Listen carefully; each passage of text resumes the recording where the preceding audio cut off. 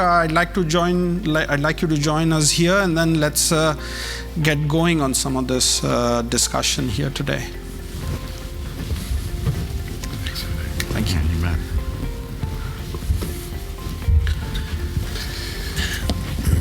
So Chuck, thank you for joining us. Chuck has a very interesting background that spans commercial and public institutional roles.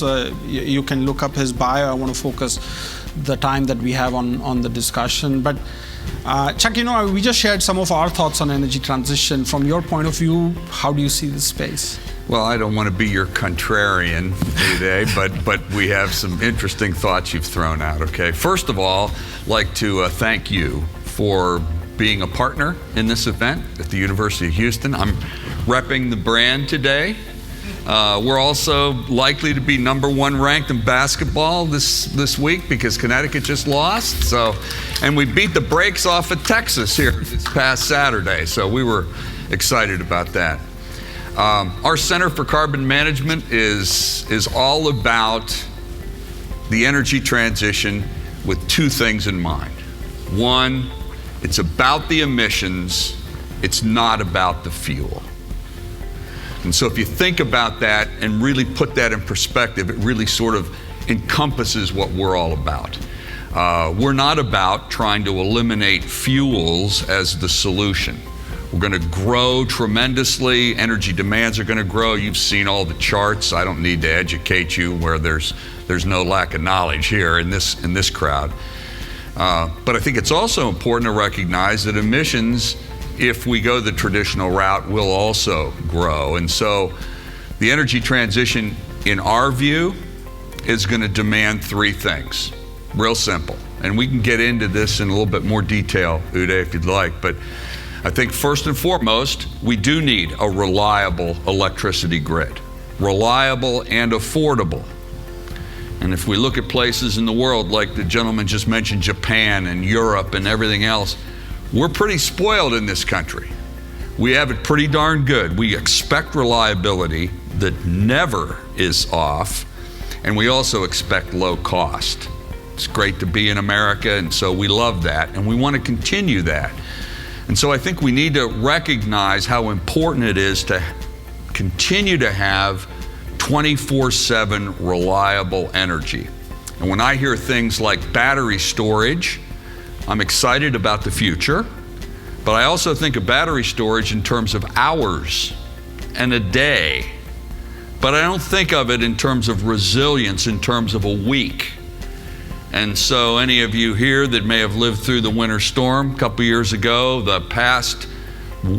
a month ago, Martin Luther King Day, we were this close in ERCOT to having disruptions because the wind wasn't blowing, and 95% of the electrical energy that was supplied to ERCOT was from natural gas, coal, and nuclear. That's a fact, that's not an opinion.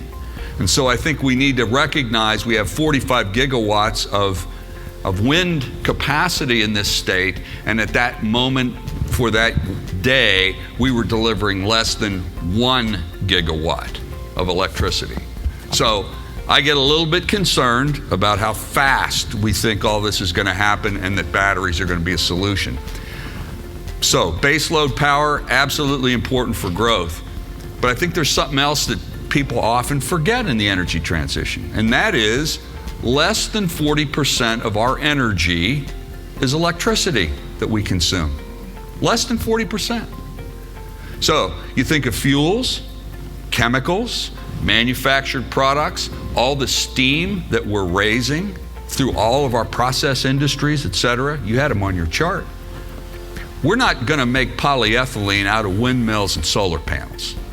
We're going to have to understand what it takes to make that with hydrocarbons and moving in that direction.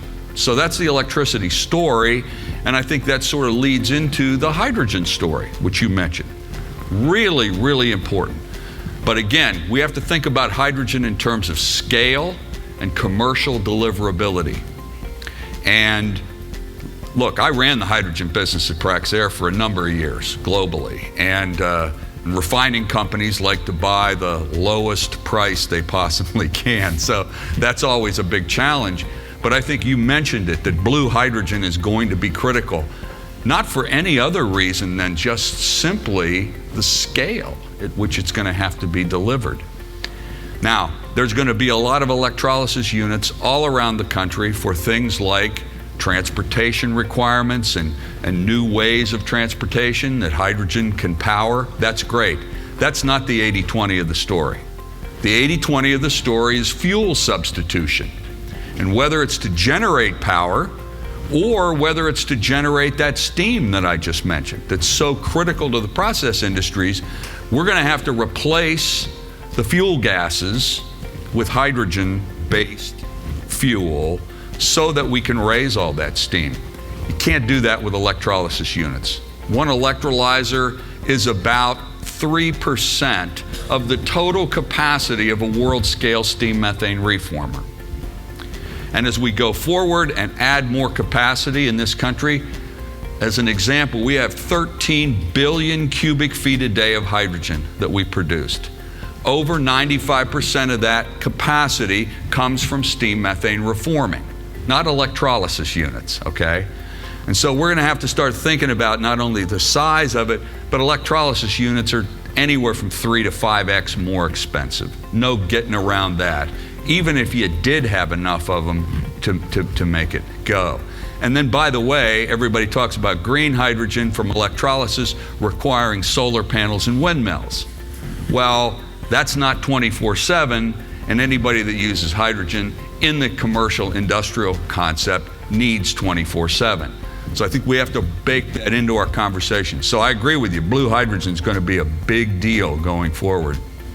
And it kind of leads to the third thing, and that is the linchpin for those two things I just mentioned, and much of the other industrial decarbonization that you had on your chart, is carbon capture, utilization, and storage. You're going to hear a lot more about that here in just a minute from Lydia in terms of what ExxonMobil's doing, but all of the companies here in the Gulf Coast in the CCS Alliance, which has been very active over the past several years, developing networks that are going to support the things that I just mentioned, as well as industrial decarbonization.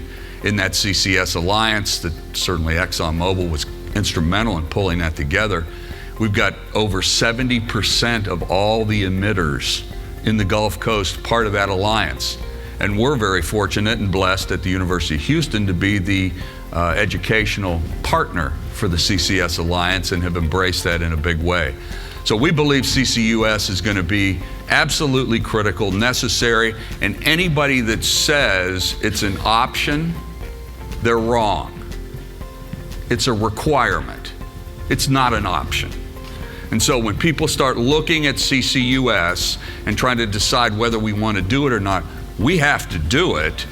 The IEA has already made those projections. There's a whole global anticipation of somewhere between 15 to 20% of global emissions reductions coming from the broad commercial deployment of CCUS globally, which is another big thing we all have to be thinking about here. We can solve problems in the Gulf. We can talk about Europe. The fundamental issues are Indonesia, India, China. That's where the emissions are. So we have to develop technologies here that can be deployed globally, effectively, so that those people in those cultures can enjoy them. They don't want political pontification or people from the US going over and shaming them for how they ought to behave.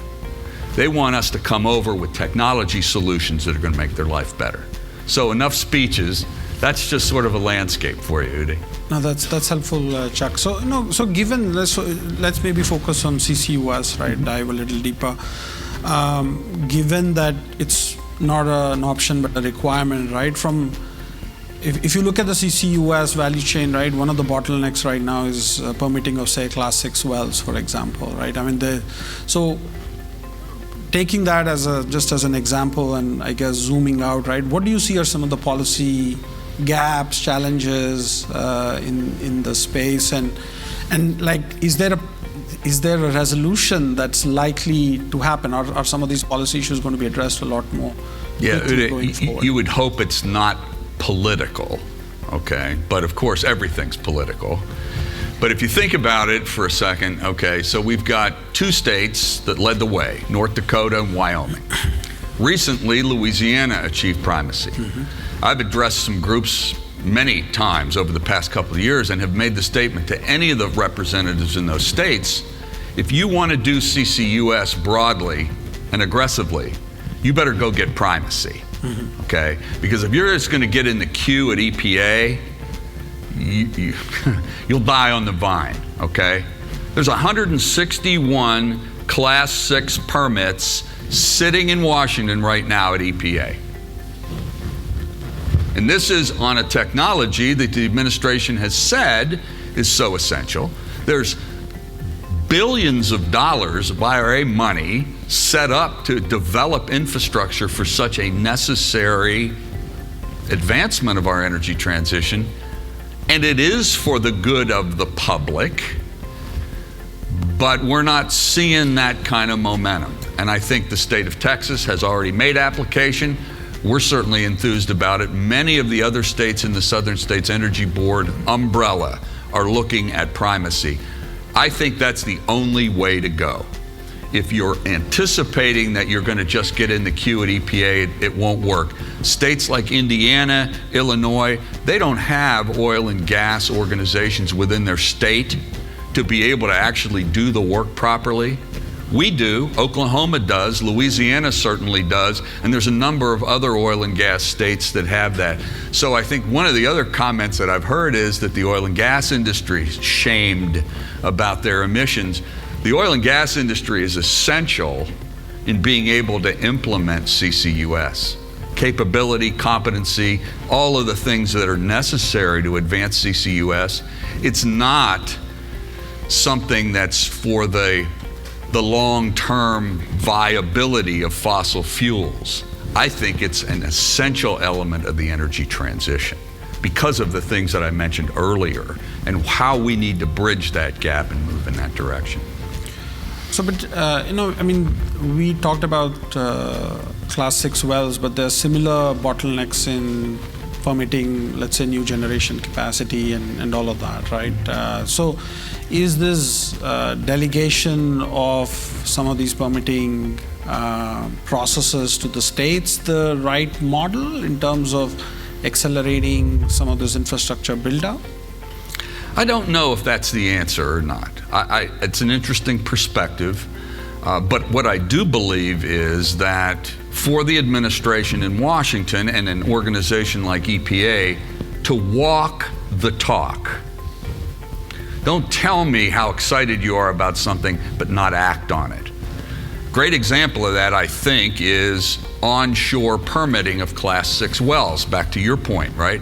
And how difficult it is in this state, our state, land rights, mineral rights, access for pipes to get from one place to another across different counties, listening to the public and being concerned about environmental justice and all. I'm not suggesting all of that's not appropriate, but what I am suggesting is many of the companies in the CCS Alliance are looking right now at offshore. I think we need to get it out of people's backyards. We need to get it in places where Norway has already made that move.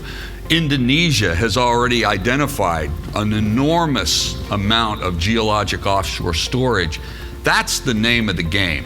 You got to remember our roots with CCS. We started with coal-fired power plants in this country, which are dotted all over the Midwest, and we looked for places to put the CO2.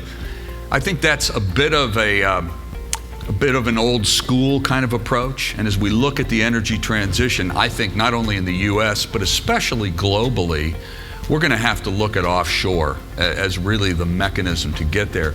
But to further respond to your question, pipeline permitting is every bit, if not more, difficult these days.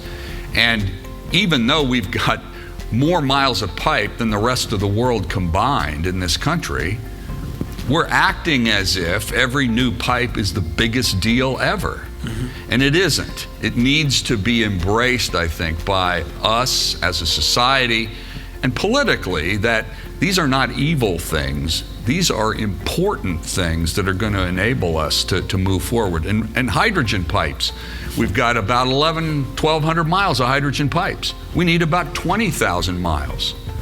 We have about 5,000 miles of CO2 pipes. And the NPC study said we needed over 50,000 miles of CO2 pipes. So if pipes aren't in our center of thought, we're missing the boat on this. We're not going to solve the problem by putting up more wind and solar, okay? For the reasons about electricity being what percentage it is, but in terms of just generally accepting what's necessary for the energy transition. Okay. So, Chuck, last question. I know we are on a short timeline here. But just quickly, how do you see hydrogen and Houston? There's a hydrogen hub that the DOE has picked for Houston. I guess what next? What should we expect next? Well, okay. So, hydrogen hubs and a lot of the enthusiasm across the country. All over the place. I mean, I've seen some states come forward with their consortia of 80 different organizations that are in their hydrogen hub. To me, that's numbing. I have no idea what 80 people are going to agree on, okay? And in places in the country where the hydrogen demand is still very uncertain, okay? But here in the Gulf Coast, we have an enormous capacity for hydrogen markets.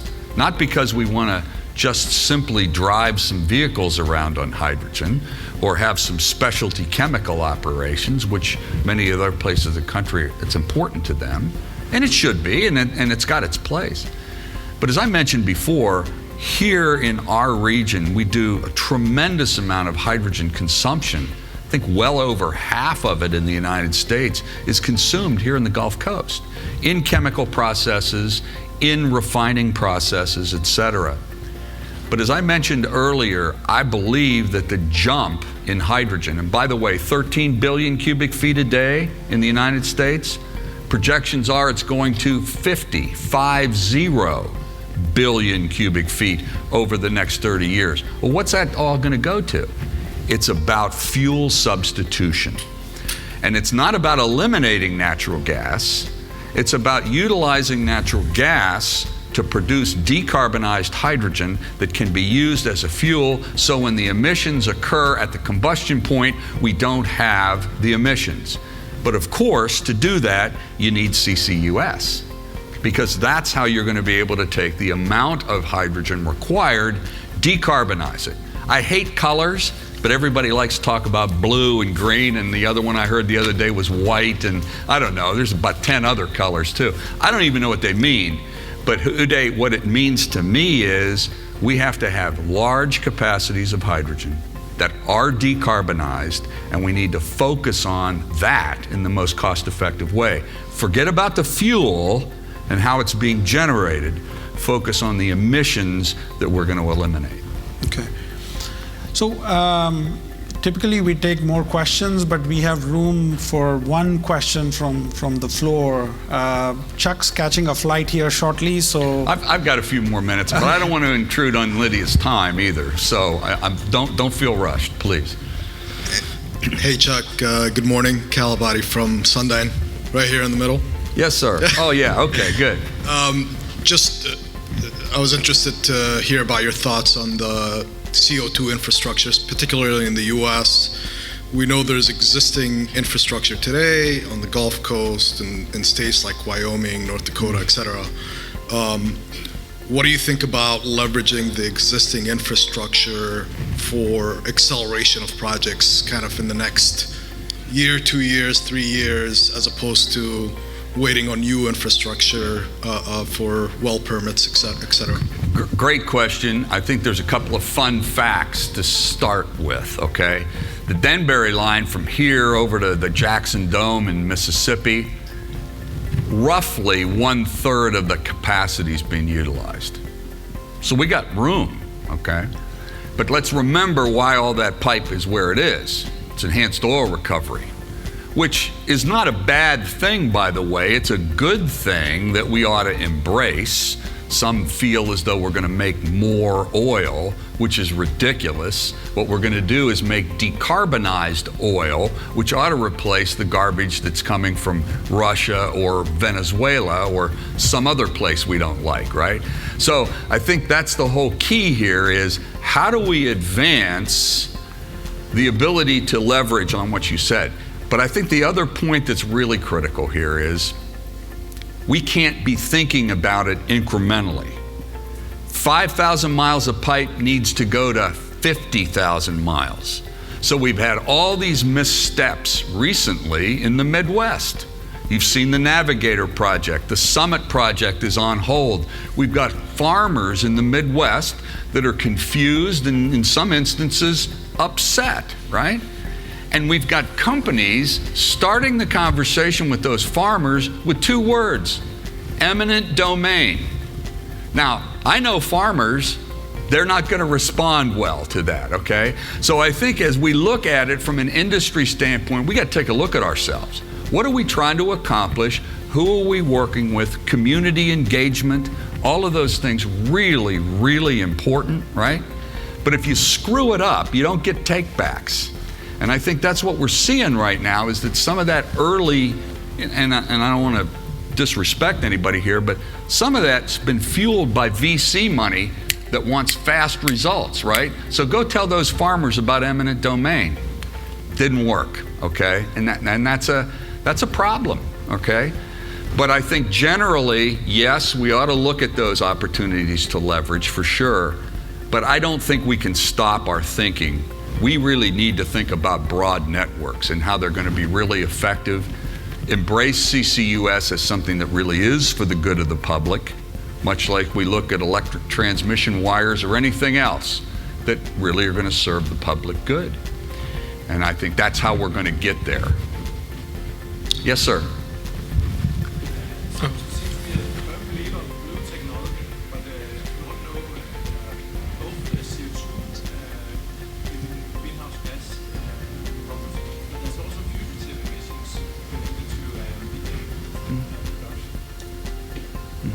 So I think it's fair to say that when you go blue, you probably end up consuming maybe 20% more natural gas or even higher, depending on which technology it is. I've seen an American professor claiming that even if you go more than 90% carbon capture, then because of the extra fugitive emissions, you end up with more or less the same greenhouse gas footprint.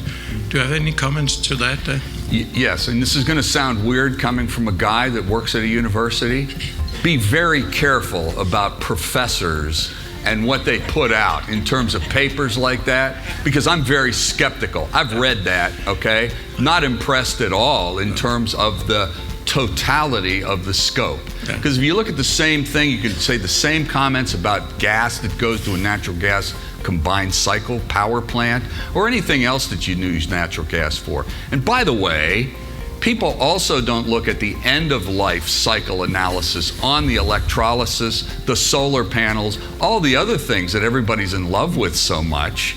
And that's why I say there's no such thing as renewable anything, okay? Everything has a footprint. And I think we all need to just appreciate it from that perspective. And I don't mean to disregard your question, okay? I just don't happen to agree with that professor. No. Okay? And I think a lot of industry people would have a similar issue. So I think we'll pause that conversation here, and we are running a little behind already. But thank you, Chuck. Much grateful for the partnership with UH. We recruit a lot of outstanding talent from UH. A lot of them are here, and glad to be doing this with you. Well, that's our product, Uday. We put out students that can't wait to get a job for all of you that are well educated and ready to go. So thank you. Appreciate the opportunity. Thank you.